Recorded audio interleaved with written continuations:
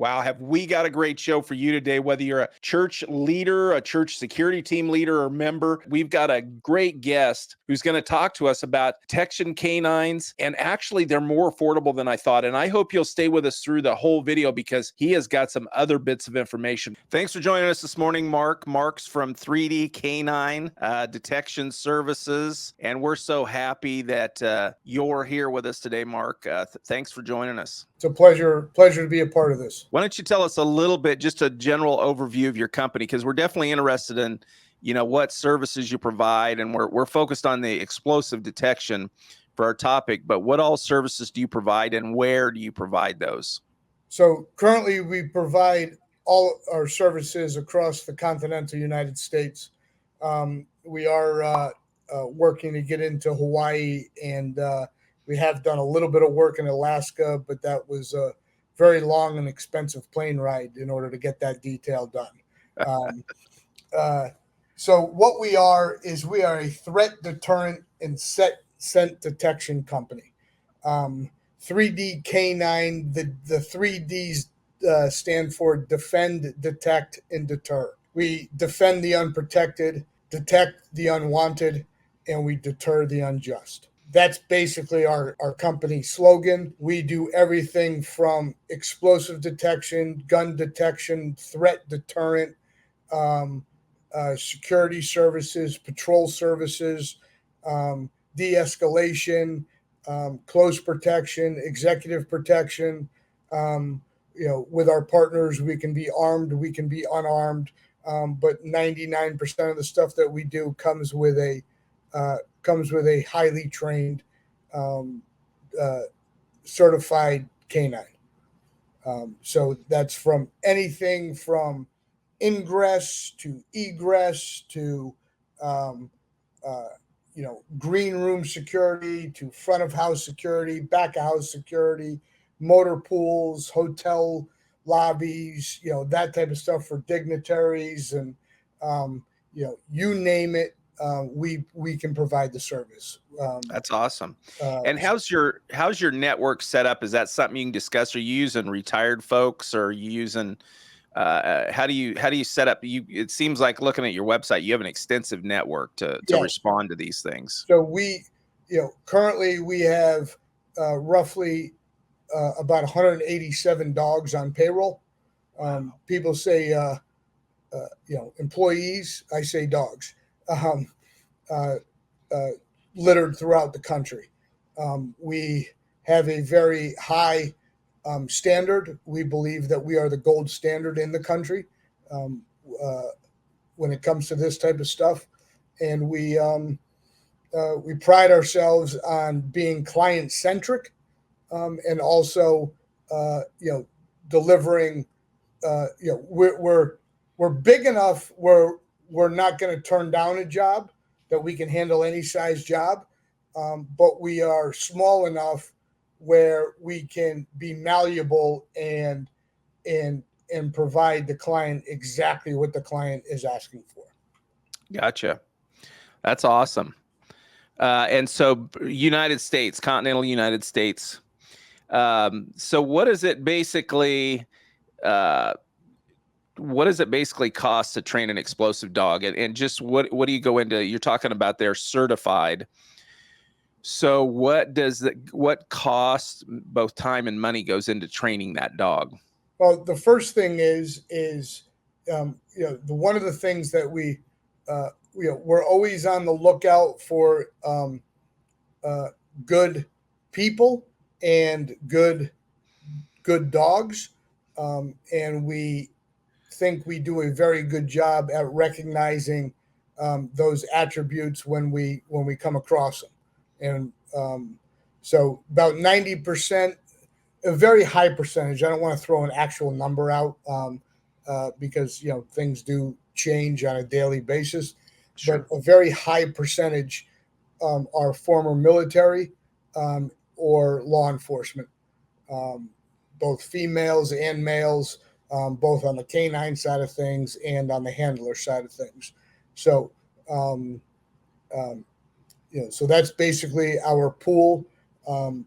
When it comes to training those type of dogs, It's roughly about 372 hours worth of documented training uh, in order for that dog to be ready to go to a certification and pass, as long as nothing goes wrong.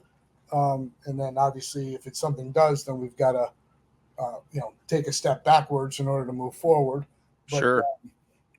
yeah, so it's roughly between 372 to 400 hours basically it takes to train one of these dogs.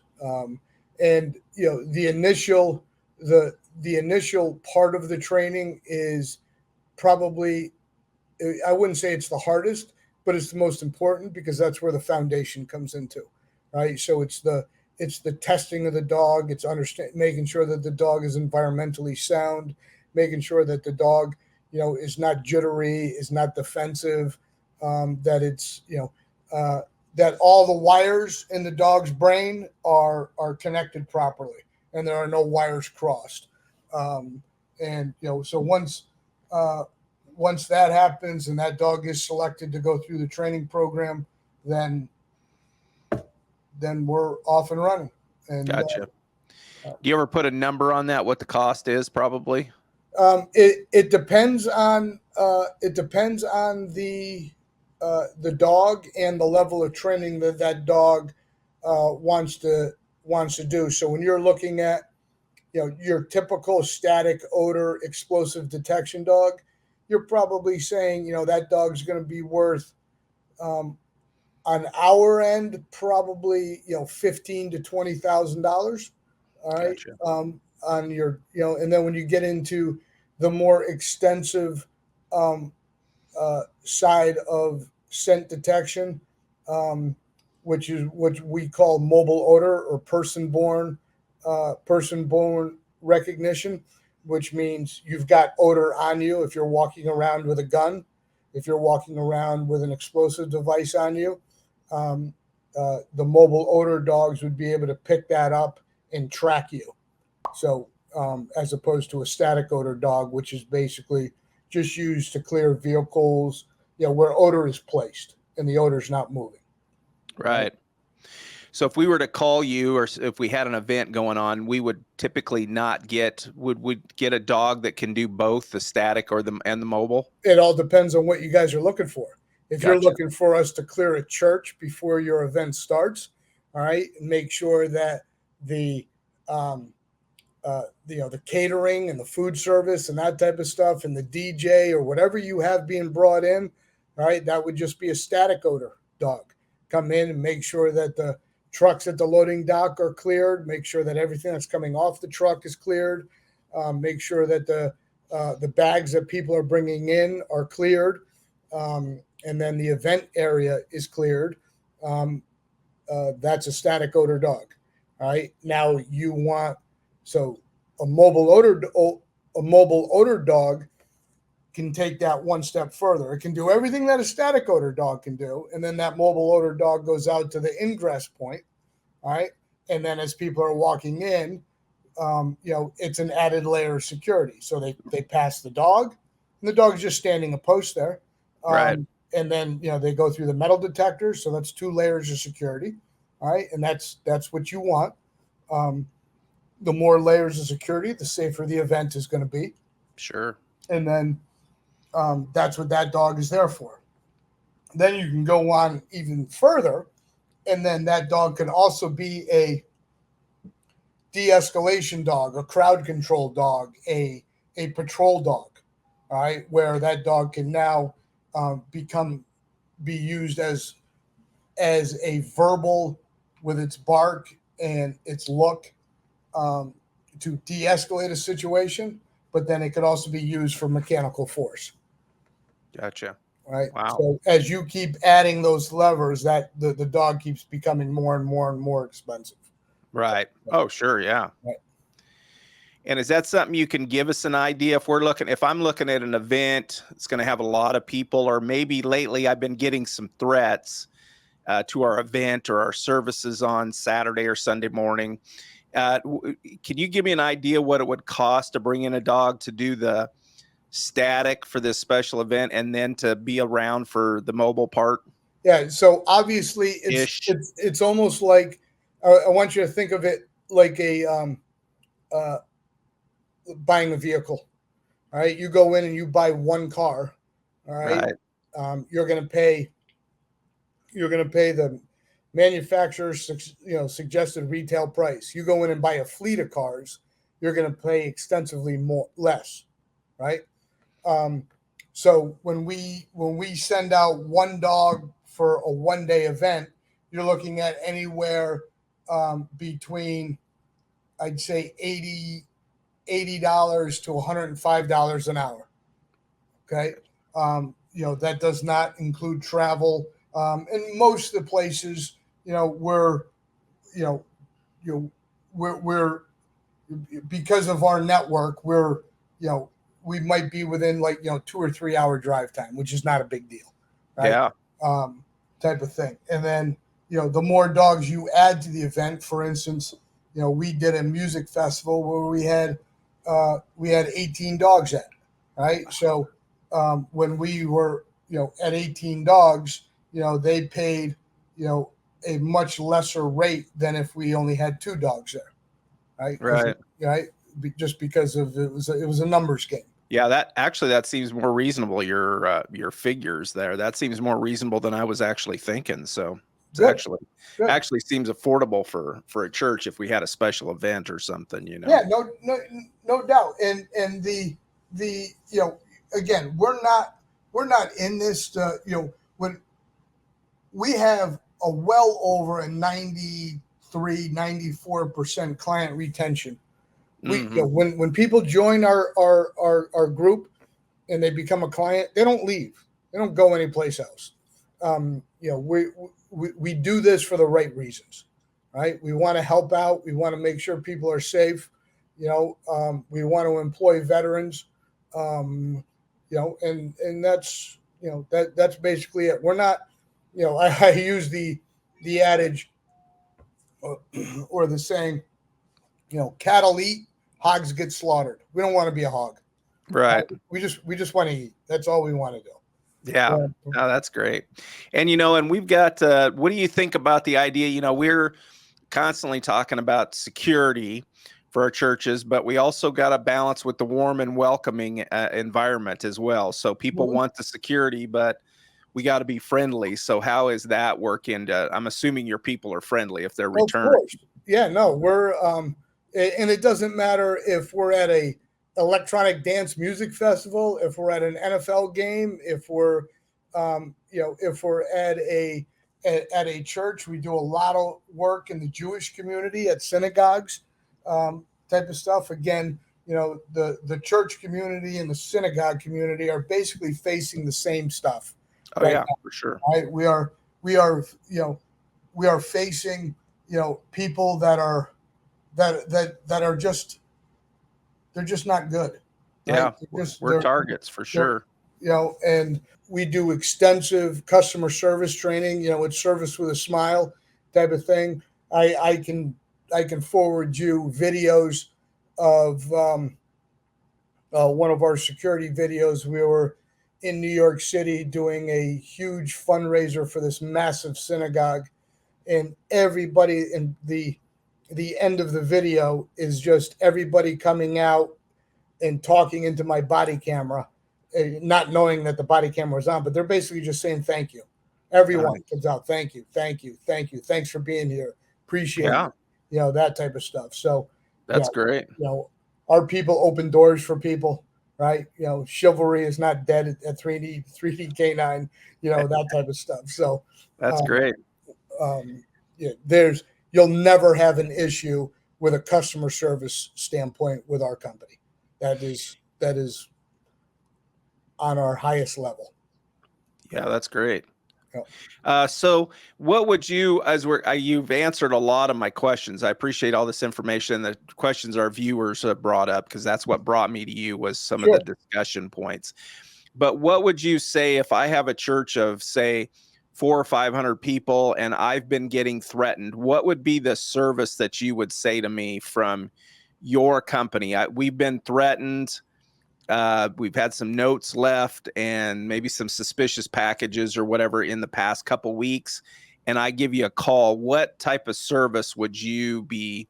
And let's say I'm in the middle of the country, Denver area, which it doesn't sound like within the continental U.S. that really matters, the location. But if I'm in central of the United States and I've been having these threats, what would you recommend to me then from your company? So the first thing is, and I know I'm not speaking out of line, but education is the first thing that we would offer your people. All right. So you use the term, we've had a couple of suspicious packages. Is it suspicious or are they abandoned? Right. So we have to be careful on the words that we use.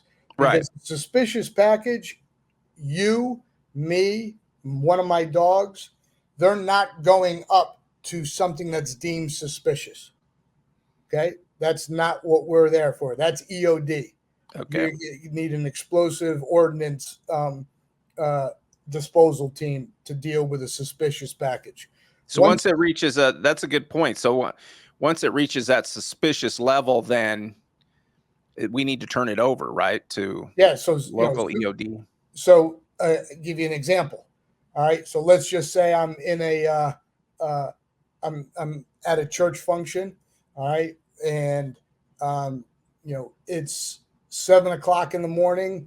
All right. We're the first ones on site. I meet the head of security, or my site lead meets the head of security. They open up the door. Before that door is opened up, we do a debriefing. Okay.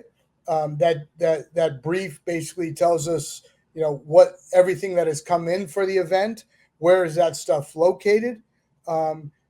We then talk about the evacuation plan. And again, we're always hoping for the best, but we have to prepare for the worst, right? Sure. Yeah. So when we talk about an evacuation plan, it's, in all of our people, we study on how these, and I'm going to label these terrorists think. Okay. Mm-hmm. So the easiest thing for a terrorist to apply damage to a group of people is not putting the explosive device in the facility. That's too hard. The easiest thing for them to do is to walk in and look at the elevator and find out, if the fire alarm is pulled, where are people going to evacuate to? Oh, they're going to evacuate into that east parking lot, or they're going to walk across the street into that park. All right. So what I'm going to do is I'm going to put an explosive device in the park, in the garbage can at the park, or underneath the park bench, where everybody's going to congregate. I'm going to wait for that event to start. Once everybody gets into the event, I'm going to walk in, I'm going to pull the fire alarm, or I'm going to call a bomb threat in. The alarm's going to go off. They're going to evacuate the building. And then when everybody gets out there, boom, it gets triggered. And now we've got chaos, right? So the first thing that we're going to do is we're going to sweep the evacuation areas first. We got to make sure that the perimeter and anything where people could actually go congregate, parking lots, outside trash cans, that type of stuff. If you do your research on the Ariana Grande concert in 2017, that's where ISIS provided that explosive device, was on egress. It was not in the facility. They weren't able to get into the facility, so they planted it for egress. All right. So we're gonna make sure that whole place is cleared. So we clear that area. Now we go into the building. All right. We're checking all door seams. We're checking all doorknobs. We're making sure that blah, blah, blah, blah, blah. We're doing what we're paid to do. And he says, this facility, all right, this room right over here is where all the stuff that came in for the event is being stored. The dog checks the door seam before we open up that door, and that dog gives a change of behavior, or gives a final indication saying that there's explosive odor in that room. At that point in time, our job is done. We drop a glow stick, we drop a hat, we mark that area, and that building now is done. It's off. It's over with.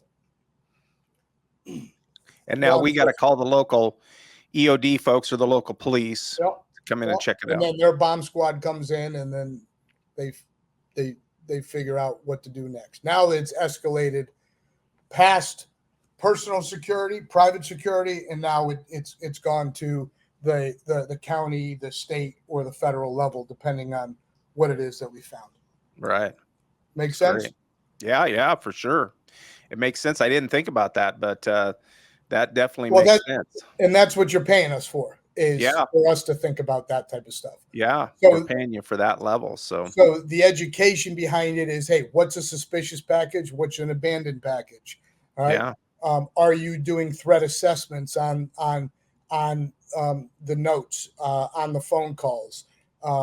Are you scanning social media to making sure that this event doesn't have any negative conversations going on online, whether it be from Reddit or Facebook or Instagram or Twitter or X or anything on the sub, and we have access to all that type of stuff. So we make sure that, so now when a bomb threat does come in, or a threat or a note is left, we now have we're going to take everyone serious. All right. We're going to trust every note, but we're going to verify it as well. Okay. Sure. And then, because, a simple phone call, for instance, we did throughout finals in New York City or in Long Island. We had a school system that hired us for the entire 2 weeks or 3 weeks of finals, because the first day of finals, they got a bomb threat, right? The second day of finals, they got another bomb threat. Obviously, somebody through our investigations and the principal, state police, local police, they're like, this is a student that's calling it in. We can just tell by the voicemail. We can just tell by the IP address where he's emailing this in on a fake email account. It was coming from within the school, type of thing. So we were there as a deterrent that, the school was swept before kids came in. All right. So it was all cleared. Next day, we're there first thing in the morning. Then the school kids come in. And then when that bomb threat comes in, they're like, yeah, stay in your class and keep taking your test. We're good. All right. Yeah. We've already cleared the school. All right. Yeah. We've gone through extensive bag checks. We've done the mobile odor as people are walking in, with their book bags and stuff like that. So sure. We knew that, after the third day there wasn't another bomb threat. They're like, okay, that's not going to work anymore. Right? Yeah. The school took the right precautions and allowed that kid to fail his finals. Yeah. So that's great info. So back to the church example, we ask you to come in and do your checks and that kind of stuff. How early my service starts at 9 o'clock, let's say Sunday morning. And so how early are you going to want to get started, and how long do you think it'll take to, I guess it'd be by square footage. If I'm an average medium-sized church, which is a lot of our viewers. So, let's say I have a 10,000, 15,000 square foot building, and I've got 300, 400, 500 people that are going to show up. What do you think? We're starting our service at 9. So what is your routine going to be then? Or what are you thinking of doing for hours? We would like to be there probably anywhere between 2 and 2.5 hours prior to doors opening. Okay. Only because we also have to factor in if something was to be deemed suspicious, do we have enough time to clear that package or clear that area so the festivities don't get interrupted? Sure. Right? So we've actually done it for some churches that, we've done it the night before, right? And we've cleared the building the night before, and then our services were retained throughout the entire night. So we met security there. We cleared the whole building that night before, and then we stood on post and just kept walking the building, all right, Mm-hmm. for the entire night, making sure that nobody was coming into to mess up that secure area. And then it was status quo. Yeah. That's the the biggest punchback that we can do to these people that want to disrupt Yeah. is not to be disrupted. Yeah. Right? No, that's great. And that's why our people are thinking about your type of services, Sure. so Yep. it's like we need to cover the bases. So No doubt. I think that pretty much covers my questions. So really, the only other thing I can think of is how quick can you respond?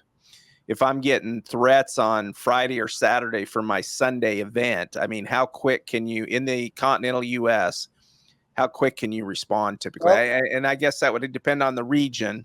yeah. I mean, it's a 6-hour flight from New York to California, right? Hmm. So, you know, 7-8 hours. Sure. Yeah. And anything less than that type of Okay. thing. So, So the you've got people you can get moving right away. oh yeah, no, Gotcha. no. In fact, we use our own app that has we have a quick response team that we know that when my phone dings a certain message, like a certain tone, that's a Hmm. quick response saying, okay, we have an emergency that we have to get to. So Excellent. that happens very, very quickly. Nice. Where are you located right now? I'm in Southern Oregon. Okay. All right. All right. So in Southern Oregon, we can be there in 3 hours, Yeah. two and a That's half. great. That's great. Yep. This is all great information for us, Mark. I really appreciate it. Anything you want to just throw out there to our church audience, or anything you've got to add to this? Yeah. The most of our dogs are pointed eared dogs. Okay. And the reason why they're pointed eared dogs, we're talking German Shepherds, Belgian Malinois, those type of dogs. We do have floppy eared dogs, but most of them are pointed eared dogs. Those pointed eared dogs, the reason why we go in that direction and um, is that they are hunters. Okay. They are 0.02% difference in DNA between a pointed ear dog and a gray wolf. Okay. A gray wolf is a hunter. Right. It's got to eat. It's got to look for its food. Those type of dogs hunt better for odor. All right. That's what we're doing, where the dog is coming out of the vehicle and it's hunting for odor. All right. Not only that, does it look, when as you're walking up to a venue, all right, if you're looking to do harm, that is going to deter you. That the look of that dog. If that dog is a lab or a poodle or whatnot, or a some type of herding, uh, uh, like a Pomeranian or something like that, or a beagle, right? Which the Department of Agriculture uses for fruit that's coming across the border illegally. All right, that's not a visual deterrent. Okay, our dogs are a visual deterrent. They can be a physical deterrent as well, but the thing that I want your viewers to understand is that our dogs are perfectly trained. So at the end of the congregation, you got kids. All right, the dog is done working. You want pictures with the dog? You kneel right down next to it. The dog will lick you. The dog will sit on the kid's lap. All right. The dog can be petted. All right. We don't ask while the dog is working that you ignore the dog because we don't want to confuse the dog. But once his vest comes off, he's a pup. All right. He's level headed. He loves to play. He's a pup. So there is no, you're walking into an event to do a certain thing, and that certain thing is to pray and to and to do what you guys do in those churches. You should walk in confidently, feel safe. All right, we're gonna wish you a good morning. They're going to wish us a good morning back. All right. You go in, do your thing. At the end, all right, vest comes off. You want kids to play with the pup, they can play with the pup. Gotcha. Not an issue whatsoever. All right. Nice. But we don't want to confuse the dog. So we don't want to. No, it's not playtime right now. It's work time. The vest is on. It's signaling when the vest is on, you're working. When the vest is off, you're a pup. Okay. Right. And that's it. So and all of our handlers are trained to watch people as they're approaching. Okay. So once the word gets out that this is a dog that is looking for odor in order to keep people safe, as you're walking down that line and people are coming in from the parking lots and stuff, and they're hitting that sidewalk, and we're posted out here, and they're walking by and they're walking by and they're walking by. Good morning, everything's great and stuff like that. And then, as we're also watching, we're looking at people. Okay. Mm-hmm. Where's the eye contact? All right. And as you're walking down that line and all of a sudden you start fading away from the dog. Excuse me, sir, can you come over here for a second? All right. Yeah. We're looking for those type of things. All right. Gotcha. If you're not making eye contact with me, are you sweating? Is your aorta starting to pop a little bit? Right. Yeah. Right. So that's what that type of dog allows us to do. All right. As opposed to a lab that's sitting there on our hip. All right. Somebody's going, I don't care about that dog. I'm just going to keep walking and do what I'm going to do. That dog's not going to do anything to me. But those other dogs, those pointed ear dogs, you're like, All right. And that's the deterrence factor. Yeah. So it's multifaceted when you're hiring one of your dogs. Yes. So, yeah, that's great. And your handlers, sounds like your handlers are very valuable. So no, they're tremendously valuable. And then the nice thing about it is the longer we're there, we become the mascot. We become the part of the family, so to speak. Right. Yeah. So we'll recognize when different people show up. Like, hey, I've been here for 3 months and I haven't seen this person here before. Sure. Right? I'm going to give him a little bit more, or that person a little bit more attention, so to speak, to get to know him. Yeah. Type of thing. So that's great. And that's great info. That's it. All right, Mark. Thank you. Anything else to add? I think I covered it all, but yeah. That's great. That's a load. This is a load of great information. So I appreciate it. How do people get a hold of you? So you can you can go to 3dk9detection.com.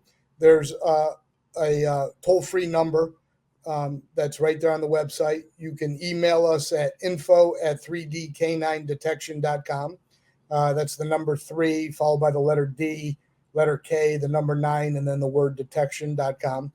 And that's it. And you will get a response within almost immediately, or else my admin's not doing their job. So yeah, that's good. No, I've been getting great responses back and forth with all of you folks. So that's great. Where are you folks based? Where's your actual headquarters? Corporate office is in Miami. Operations is run out of New Jersey. Gotcha. And we do have a satellite office in Denver, and we have a satellite office in California as well. All right. Thank you, sir. I appreciate all your information. Thank you.